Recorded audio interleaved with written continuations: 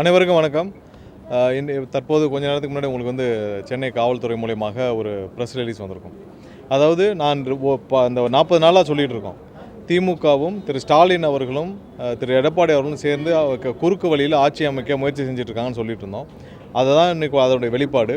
அவர்கள் அனைவரும், அதாவது திமுக சேர்ந்த முக்கியமான நபர்கள், செந்தில் பாலாஜி போன்ற நபர்கள், இப்போ அவர்கள் ஸ்டாலினுடைய உத்தரவின் பேரில், உதயநிதி உத்தரவின் பேரில் செந்தில் பாலாஜி போன்ற ஆட்கள் எங்களுடைய பல எம்எல்ஏக்களை தொடர்பு கொண்டு, நாங்கள் உங்களுக்கு 10 கோடி தரோம், 20 கோடி தரோம், 50 கோடி தரோம்னு சொல்லி தொடர்பு கொண்டு ஒவ்வொருவரையும் இந்த 40 நாட்களாக அவர்கள் தொடர்பு கொள்ளாத எம்எல்ஏக்களே கிடையாது, அனைவரையும் ஒவ்வொரு வழியில் பேசிக்கிட்டே தான் வர்றாங்க.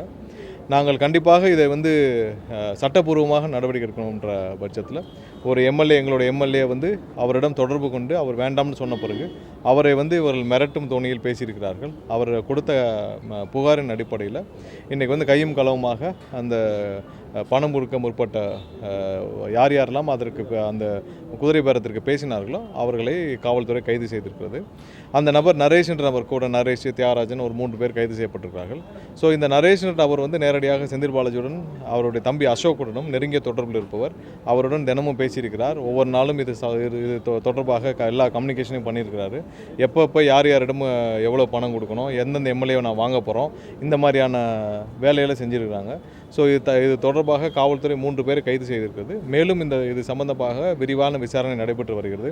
கண்டிப்பாக இந்த மாதிரியான ஒரு கேவலமான கீழ்த்தரமான வேலையை திரு ஸ்டாலினும் உதயநிதியும் அவர்கள் கையில் வைத்திருக்கும் மற்ற ஒரு சில செந்தில் பாலாஜி போன்ற நபர்களை முடக்கிவிட்டு முழு நேரமாக மற்ற கட்சி எம்எல்ஏக்களை பல கோடி கொடுத்து 50 கோடி வரை பேரம் பேசப்பட்டு வருகிறது. இதனால தான் அவர் சொல்கிறாரு, திரு ஸ்டாலின் ஒவ்வொரு இடத்துலையும் சொல்கிறார் 30 நாள் சொல்கிறாரு. ஸோ இவங்க சொன்ன விஷயம் என்னென்னா, ஒவ்வொரு எம்எல்ஏக்களையும் தொடர்பு கொண்டு உங்களுக்கு 30 கோடி தரோம், 40 கோடி தரோம், 50 கோடி தரோம் பேசுகிறாங்க. பேசிட்டு அடுத்த வர்ற கூட்டத்தொடரில் நாங்கள் சபாநாயகர் மீது நம்பிக்கையில்லா தீர்மானம் கொண்டு வருவோம், அதற்கு நீங்கள் எங்களுக்கு வாக்கு அளிக்கணும் அப்படின்னு கேட்டுட்டு வராங்க. ஸோ இது பல எம்எல்ஏக்கள் புகார் அளித்துள்ளனர். ஒரு சில பேர் மிரட்டப்பட்டுள்ளனர். அந்த மிரட்டப்பட்ட எம்எல்ஏ ஒருத்தர் இன்றைக்கி புகார் அளிச்சிருக்கிறார். இதை இவர்கள் விடாமல் செய்து கொண்டிருக்கிறார்கள். மக்கள் அனைவரும் இதை பார்த்து கொள்ள வேண்டும். இவங்க என்ன செஞ்சுட்டு இருக்காங்கன்னு பார்த்து கொள்ள வேண்டும். ஆயிரக்கணக்கான கோடி, லட்சக்கணக்கான கோடி தமிழக மக்களிடம் கடந்த 5 வருடங்களில் கொள்ளையடித்து விட்டு அவங்களால இன்றைக்கி சும்மா இருக்க முடியாமல் இன்று எப்படியாவது எம்எல்ஏக்களை விலை பேசி வாங்கி விடலாம் என்று குறுக்கு முயற்சி செஞ்சுட்டு இருக்காங்க. ஸோ இதற்கு எடப்பாடியும் ஒரு வகையில் அவருடன் கூட்டு சேர்ந்து கொண்டு எப்படியாவது குறுக்கு வழியில் இவங்கெல்லாம் சேர்ந்து ஆட்சி அமைக்கணும்னு முயற்சி செஞ்சுட்டு இருக்காங்க. ஸோ இதோடைய வெளிப்பாடு தான் இன்றைக்கி இந்த கைது. ஒரு புகாரின் அடிப்படையில் இன்னும் பல பேரை இவர்கள் தொடர்பு கொண்டு பேசிட்டு வராங்கன்னு எங்களுக்கு தகவல் இருக்குது. பலர் புகார் அளித்தும் உள்ளனர். கண்டிப்பாக யார் யாரெல்லாம் இந்த மாதிரியான கீழ்த்தரமான வேலைகளை செய்வார்களோ சட்டப்பூர்வமாக கடுமையான நடவடிக்கை, புகாரின் அடிப்படையில் பல பேர் புகார் கொடுத்துருக்காங்க, சட்டப்பூர்வமான கடுமையான நடவடிக்கை எடுக்கப்படும். வேறு எந்தெந்த அமைச்சர்கள், முன்னாள் அமைச்சர் இல்லை, சட்டப்பூர்வமாக யார் யாரெல்லாம் இவர்கள் தொடர்பு கொண்டு வர்றாங்களோ அதெல்லாம் புகாராக வந்துள்ளது. யார் யார்கிட்டலாம் இவங்க யார் தொடர்பு இருக்காங்களோ கண்டிப்பாக அதில் காவல்துறை ஏதாவது ஆதாரத்தை கைப்பற்றும் பட்சத்தில் கண்டிப்பாக கைது செய்யப்பட்டு கடுமையான நடவடிக்கை எடுக்கும். ஏன்னா நேரடியாக ஒரு எம்எல்ஏவை பர்ச்சேஸ் பண்ணுறதுக்கு நேரடியாக பணம் கொடுக்க முற்பட்டார்கள் என்றால் அதற்கு நேரடியாக செந்தில் பாலாஜியின் அடுத்த அளவில் இருக்கிற நபர்கள், செந்தில் பாலாஜி கூடயே இருக்கும் நபர்கள், இன்னும் கூடயே சுற்றும் நபர்கள், செந்தில் பாலாஜியோடைய அனைத்து போக்குவரத்தையும், அனைத்து பணத்தையும், அனைத்து கரூர் கம்பெனி என்ற பெயரில் யார் யாரெல்லாம் இங்கே கரூர் கேங்கு, கரூர் கம்பெனி நடத்திட்டு இருந்தாங்களோ அந்த நபர்கள்லாம் இதில் நேரடியாக தொடர்பில் இருக்கிறார்கள் என்ற தகவல் எங்களுக்கு வந்துட்டு இருக்கு. கண்டிப்பாக அனைவர் மீதும் காவல்துறை, கண்டிப்பாக சட்டப்பூர்வமாக காவல்துறை இதில் தொடர்புள்ள அனைவரையும் கைது செய்ய வேண்டும். இது மாதிரியான குதிரை பேரத்தை இவர்கள் நிறுத்த வேண்டும். இதை ஒரு வழியில் இவங்க செஞ்சுக்கிட்டு வேறு வழியில் எல்லாரையும் எங்கள் மேலே புகார் கொள்கிறோன்னு சொல்லி ஒரு கீழ்த்தரமான வேலையை ஸ்டாலின் செஞ்சுட்ருக்காரு. கொஞ்சம் கூட வெக்கமா இல்லையா? நீங்கள் இன்றைக்கி 40 கோடி 50 கோடி கொடுத்து ஒரு எம்எல்ஏ விலைக்கு வாங்கும் அளவிற்கு ஸ்டாலினுக்கு கொஞ்சம் கூட வெக்கமா இல்லையா? மக்கள் உங்களுக்கு எதிராக தீர்ப்பளிச்சிட்டாங்க. உங்கள் கூட்டணி கட்சியெல்லாம் நீங்கள் செய்கிற வேலையை பார்த்து உங்கள்கிட்ட வெளியே விட்டாங்க. நீங்கள் என்ன வேலை பார்த்தீங்க? எடப்பாடியை முதல்வராக்கணும்னு போய் ஒவ்வொரு கூட்டணி கட்சி தலைவர்கிட்டும் பேசியிருக்கீங்க. இதற்கு மேலே கேவலமான வேலையை ஸ்டாலின் செய்ய முடியுமா? அதையும் செஞ்சு விட்டு இன்றைக்கி அதுலேயே ஒரு வெற்றி பெற முடியாமல் இன்றைக்கி ஒவ்வொரு எம்எல்ஏவும் 50 கோடி கொடுத்து பர்ச்சேஸ் பண்ணுற வேலையை, 40 கோடி 50 கோடி கொடுத்து பர்ச்சேஸ் பண்ணுற வேலையை ஸ்டாலின் செஞ்சுட்டு இருக்கிறாரு. அதுக்கு செந்தில் பாலாஜி போன்ற நபர்கள் கடந்த 5 வருஷமாக தமிழக அரசியலில் தமிழக அரசை கொள்ளையடித்த நபர்கள், அவர்கள் வச்சிருக்கிற பணத்தை வச்சுக்கொண்டு இந்த மாதிரி வேலையை செஞ்சுட்ருக்காங்க. இன்றைக்கி நேரடியாக செந்தில் பாலாஜி தொடர்புடைய ஒரு நபர் பேரம் பேசியதெல்லாம் நம்ம கண்டுபிடிக்கப்பட்டோம். இன்னும் எத்தனை பேர் இது மாதிரி பேரம் பேசிகிட்டு இருக்காங்கன்ற யாராலும் ஒன்று மட்டும் ஸ்டாலின் புரிஞ்சுக்கணும். எங்களுடைய எம்எல்ஏக்கள் எல்லாம் வந்து 3 லட்சம் 4 லட்சம் செலவு பண்ணி, உங்களை மாதிரி 1000 கோடி இல்லை 500 கோடி வந்து ஒரு மாவட்டத்துக்கு செலவு பண்ணலாம் இங்கே யாரும் இல்லை. 3 லட்சம் 4 லட்சம் செலவு பண்ணி தான் எங்கள் எம்எல்ஏ ஆனாங்க. அடுத்த தேர்தலும் நாங்கள் இப்படி தான் எதிர்கொள்வோம். ஒவ்வொரு தேர்தலும் நாங்கள் எங்கள் எம்எல்ஏலாம் 2 லட்சம் 3 லட்சம் செலவு பண்ணி அவங்களால முடிஞ்சளவு பிரச்சாரத்தை பண்ணுவாங்க. மக்கள் எங்களுக்கு வாக்களித்திருக்காங்க. மக்கள் அனைவரும் 100% நம்பிக்கையோடு எங்களுக்கு வாக்களிச்சிருக்காங்க. உங்களை மாதிரி ஓட்டுக்கு 2000 கொடுத்தோ இல்லை ஒரு தொகுதிக்கு 70 கோடி செலவு பண்ணியாலும் இங்கே யாரும் வரல. அதனால் எங்களுடைய எம்எல்ஏக்களுக்கு அதே 2 லட்சம் 3 லட்சம் இருந்தால் போதும். அடுத்த தேர்தலை எப்போ வேணாலும் சந்திப்போம். இன்றைக்கி தேர்தல் வந்தாலும் நாங்கள் சந்திப்போம், நாளைக்கு தேர்தல் வந்தாலும் நாங்கள் சந்திப்போம். அதில் எந்த பயமும் யாருக்குமே கிடையாது. நீங்கள் இந்த கேவலமான வேலையை விட்டுட்டு உண்மையாக நீங்கள் செய்த மக்களுக்கு என்ன 5 வருஷம் நீங்கள் என்ன கெடுதல் செஞ்சீங்க, என்ன தீய வேலைகள் செஞ்சீங்க, அதை உணர்ந்து மக்களிடம் மன்னிப்பு கேட்டுவிட்டு தயவு செய்து அரசியலேருந்து ஒதுங்கிருங்க. திரு ஸ்டாலின் இதுக்கு மேலே நீங்கள் அரசியலேருந்து ஒதுங்கிருங்க. ஏன்னா இது வரைக்கும் ஒரு முதலமைச்சர் வேட்பாளர் தோற்றுள்ளாரா? ஒரு முதலமைச்சர் வேட்பாளர் முதலமைச்சராக இருந்தவர் இன்று அரசியலில் தோற்று போயிருக்கிறார். ஸோ இதற்கு மேலே என்ன கேவலம் இருக்குது? கடந்த 50 வருஷத்தில் அந்த மாதிரி நடந்திருக்கா? 50 வருஷத்தில் ஒரு திமுகவுடைய ஒரு முதலமைச்சர் வேட்பாளர் தோற்று போயிருக்கிறார். அதுதான் மக்கள் உங்களுக்கு கொடுத்த ஒரு பாடம். இதற்கு மேலே திருந்துங்க. இதுக்கு மேலே உங்களுக்கு வந்து அடுத்த வர சந்ததியை ஒழுங்காக வழிகாட்டுங்க. இன்னும் போய் 50 கோடி கொடுத்து செந்தில் பாலாஜி போன்ற நபர்கள் நீங்கள் கூட வச்சுக்கிட்டு, அசோக்குமார் நபர்களை கூட வச்சுக்கிட்டு நீங்கள் கட்சியை நடத்துனீங்கன்னா இப்படி தான் இருக்கும். இந்த மாதிரி வேலைகள்லாம் செய்யணும். இந்த மாதிரியான கேவலமான வேலையை விட்டுட்டு மக்கள் தீர்ப்பை ஏற்றுக்கொண்டு நீங்கள் தயவு செஞ்சு அரசியலை விட்டு ஒதுங்கிருங்க. இல்லாட்டி நீங்கள் எல்லாம் முடிவு செஞ்ச மாதிரி திமுகவும் அதிமுகவும் மொத்தமாக வந்து வேறு ஏதாவது பாரதிய ஜனதா கட்சி மாதிரி இணைஞ்சிட்டு ஏதாவது உங்களுக்கான அரசியல் ஆதரவை தேடிக்கங்க.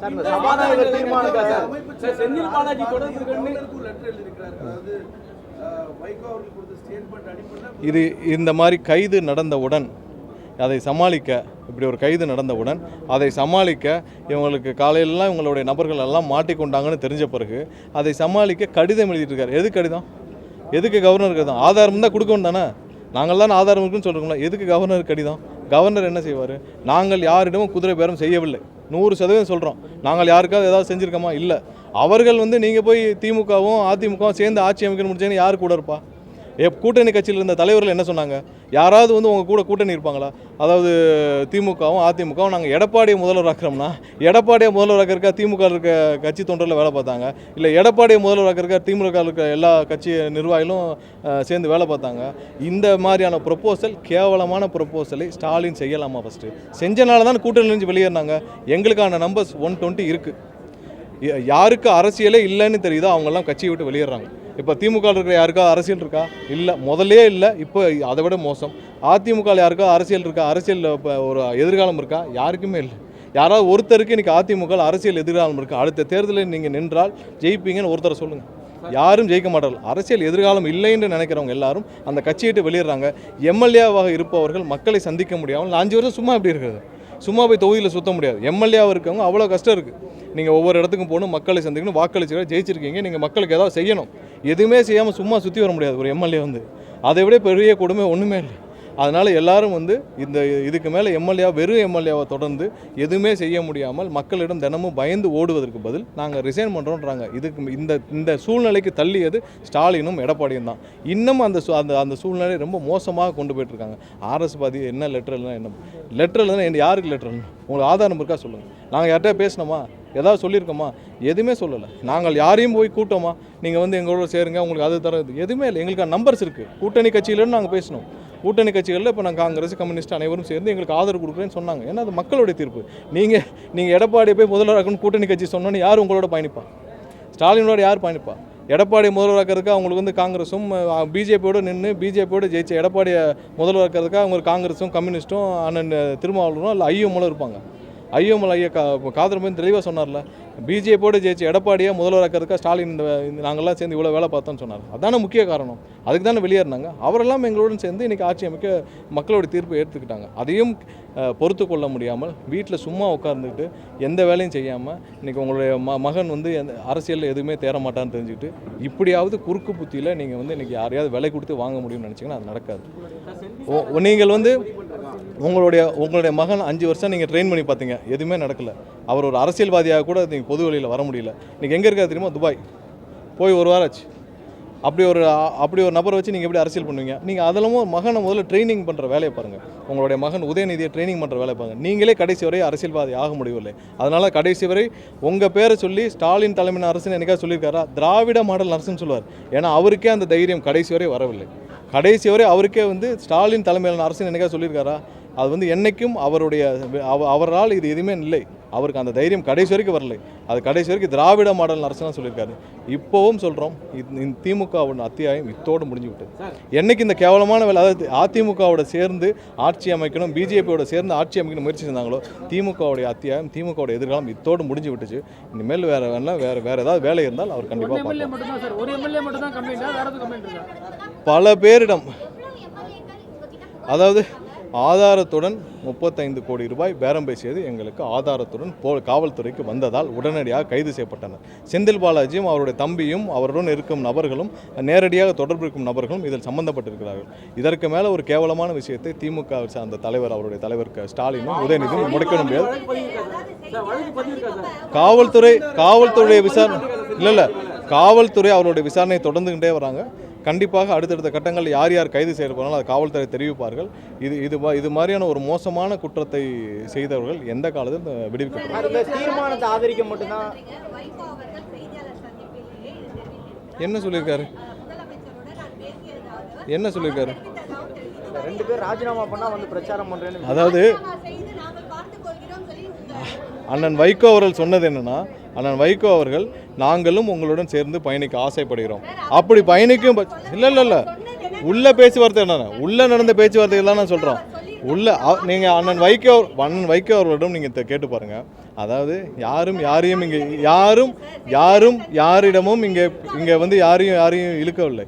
அவர்களும் எங்களுடன் சேர்ந்து பயணிக்க வேண்டும் என்று விரும்புகிறார்கள். யார் பயணிக்க வேண்டும் சட்டப்பூர்வம், ஏன்னா அவங்க எம்எல்ஏ அங்கே திமுகவுடைய சின்னத்தில் ஜெயிச்சிருக்காங்க. அவங்க எப்படி எங்களோட பயணிக்க முடியும்? அந்த முடிவில் அவங்க எம்எல்ஏ எடுக்கணும், அவங்களுடைய கட்சியில் எடுக்கணும். அதை நாங்கள் என்ன சொல்கிறதுக்கு இருக்குது? ஸோ அவர்கள் யாராக இருந்தாலும் அவர்களுடன் சேர்ந்து கட்சியாக அண்ணன் வைகோ அவரோடு மதிமுக கூட கட்சியாக நாங்கள் வந்து பயணிக்கிறது எந்த தப்பு இல்லை.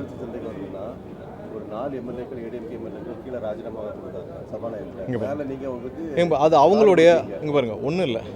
ஒரு சாதாரண விஷயம் சொல்லிடுறேன். ஒரே நிமிஷம், நான் ஐடி கார்டில் யாரும் கொடுக்கல. நான் ஒரே ஒரு சொல்கிறேன். ஒருத்தர் வந்து அவங்க உணர்ச்சி வசப்பட்டு அவங்க வந்து ரிசைன் பண்ணுறாங்க. எவ்வளோ கஷ்டத்தில் பல வருஷம் அந்த கட்சியில் பயணித்தவர்கள், 3 பீரியட் எம்எல்ஏவாக இருந்தவங்க வந்து ரிசைன் பண்ணுறாங்க. ஏன்னா ஒரே நாள் நடக்கலையா? 27 பேர் வெளியே போனாங்கல்ல. எதுக்கு வெளியே போனாங்க? 27 பேர் வெளியே போனாங்கல்ல. எதுக்கு வெளியே போனாங்க? இப்போவும் அந்த கட்சியில் ஏன் பிரச்சனை இருக்குது? இப்போவும் திரு எஸ்பி வேலுமணி அவர்கள் வந்து இங்கே மிஸ்டு கால் கொடுத்தா ஐடி கார்டு வந்துருங்க, அதெல்லாம் பிரச்சனை இல்லை.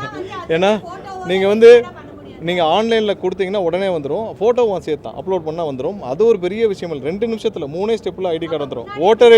ஓட்டர் ஐடி கொடுத்தா வந்துடும். சரி, என்னென்னா உணர்ச்சி வசப்பட்டு 3 பேர் ரிசைன் பண்ணுறாங்க. உடனே சந்திக்கணும்னு விரும்புகிறாங்க. உடனே மேலே வர்றாங்க. அவர்களை ஆசுவாசப்படுத்தி நீங்கள் போங்கன்னு சொல்லி தான் அனுப்பிச்சி வைக்க முடியும். ஏன்னா அவங்களுடைய ஆதங்கம் அப்படி. ஒரு எடப்பாடி ஏமாற்றிட்டாரு, ஸ்டாலின் ஏமாற்றிட்டாரு. இவ்வளோ அவங்க ஓட்டு போட்ட மக்களை போய் சந்திக்க முடியுமா? ராஜினாமா செஞ்சுட்டு அவங்க எங்கே போவாங்க சொல்லுங்கள்? ஒரு 3 பேர் ராஜினாமா செய்கிறாங்க. ஒரு எம்எல்ஏ ராஜினாமா செய்கிறது சாதாரண விஷயம் இல்லை. ரொம்ப அவ்வளோ கஷ்டப்பட்டு 1 மாதம் வேலை பார்த்து ஜெயிக்கிறாங்க. அவங்க இன்றைக்கி ராஜினாமா செய்கிறாங்க. ராஜினாமா செஞ்ச பிறகு தொகுதிக்கே போக முடியல. அவங்க 10 நாள் ஆச்சு. அவங்க அதுக்கப்புறம் அவருடைய அரசியலில் என்ன பண்ணணும், ஏது பண்ணணும், தொகுதியில் போய் என்ன பதில் சொல்லுவோம், இதெல்லாம் அவங்க தெரிஞ்சுக்கணும்ல. உணர்ச்சி வசப்பட்டு வர்றாங்க. அவங்கள ஆசுவாசப்படுத்தி நீங்கள் போங்கன்னு சொல்லி ஆறுதல் கூறி அனுப்பிவிடணும். இது மாதிரி பலர் இருக்காங்க, எல்லா கட்சியிலும் இருக்காங்க. அதாவது திமுகவில் இருக்காங்க, அதிமுகவில் இருக்காங்க. பல பேர் வந்து இப்படி ஒரு கேவலமான தலைமை இப்படி ஒரு முயற்சியை செஞ்சு 2 குடும்பமும் இந்த லெவலுக்கு கீழ்த்தரமாக இறங்கிட்டாங்க. இவர்கள் கூட எப்படி பயணிக்கிறதுன்னு எல்லாரும் இருக்கிறாங்க. ஒரு எம்எல்ஏவாக இருந்து 3 தடவை எம்எல்ஏவாக இருந்து ரிசைன் பண்ணுறது சாதாரண விஷயம் இல்லை. அவங்க ரிசைன் பண்ணிட்டு அது நம்ம கையில் இல்லைங்க, அது அவங்களுடைய முடிவுங்க. நம்ம என்ன சொல்கிறது? இல்லை நம்ம அது சம்மந்தமாக இல்லை ஒரு விஷயம் சொல்லிக்கிறோம். அது சம்மந்தமாக இங்கே பாருங்கள். இல்லை அவங்கள எல்லாம் இப்போ திமுகலேருந்து எத்தனை நிர்வாகிகள் தினம் வந்து எங்களை சந்திக்கிறாங்க. நிர்வாகிகள் தினம் வந்துடுறாங்க. எங்களால் பயணிக்க முடியல, அந்த கட்சியில் தொடர முடியல, அது கட்சியே இல்லை. அவங்க பாட்டுக்கு ஒரு குடும்பம் இருந்துச்சு. முன்னாடியாவது கலைஞராவது எல்லாரையும் பார்த்துட்டு இருந்தார். இப்போ அதுவும் இல்லாமல் ஒரே குடும்பம் ஸ்டாலின் குடும்பம் ஆயிடுச்சுன்னு சொல்லிட்டு இருக்காங்க. இதே மாதிரி தான் எங்கள் சம்பந்தமாக யாருமே யாரிடமும் பேசவில்லை. உறுதியாக சொல்கிறோம். அவர்களாக வந்து ரிசைன் பண்ணுறாங்க. அவர்களையும் நாங்கள் வந்து யாரையும் வந்து நீங்கள் ரிசைன் பண்ணி யாரையும் நாங்கள் கேட்டது. அவங்களா ரிசைன் பண்ணுறாங்க. வேறு வழி இல்லாமல் ரிசைன் பண்ணுறாங்க. 27 இல்லை இங்கே பாருங்கள்.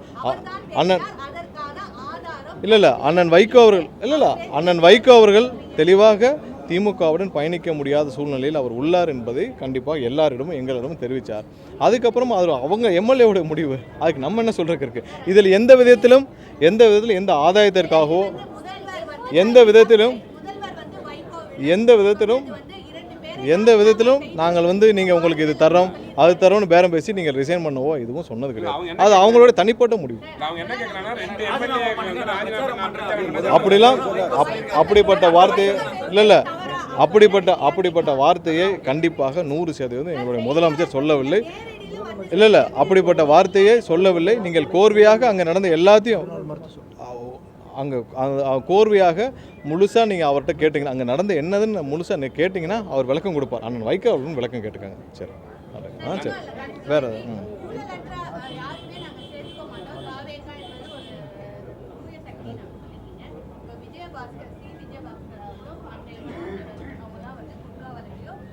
இங்கே பாருங்கள், யாருக்கெல்லாம் புரிஞ்சு நீங்கள் கேட்க வர்றது புரியுது.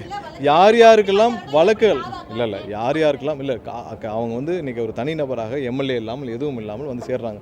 இது மாதிரி ஆயிரக்கணக்கோ லட்சக்கணக்கோ ஒவ்வொரு நாளும் என் கட்சியில் சேர்ந்துட்டு தான் இருக்காங்க.